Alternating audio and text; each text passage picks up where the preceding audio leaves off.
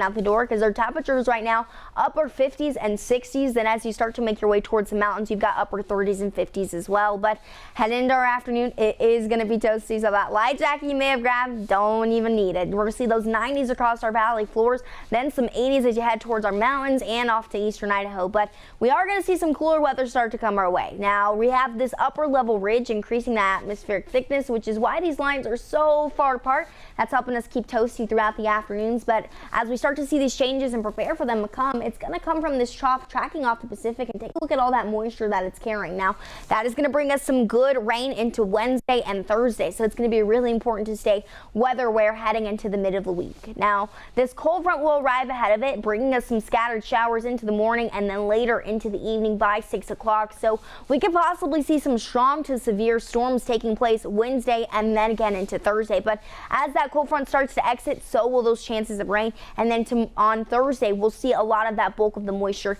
focused over those mountains. But as far as impacts go, here's what you need to know. We can see high winds and high flood risk. Now that flood risk is going to be over those burn scars where we have already seen some of those wildfires causing that debris flow, so it could make for some very wet and slick commutes depending on where you live. Then we could also see some small pea-sized hail. I'm not as concerned about a tornado, but it's strong to severe storms that will be mostly the main threat that we need to focus on. As far as rainfall totals go, this is the upside about this. We could possibly see anywhere from 1/4 to 1/2 of an inch of rain where those wildfires are. So that is something that is going to be really great in aiding those wildfire efforts and working towards that containment. But across our Treasure Valley, we could see anywhere from 1/4 of an inch of rain to as less as 1/10. So the main threat of rain is going to be towards those central mountains and then across northern Idaho where that system is tracking in.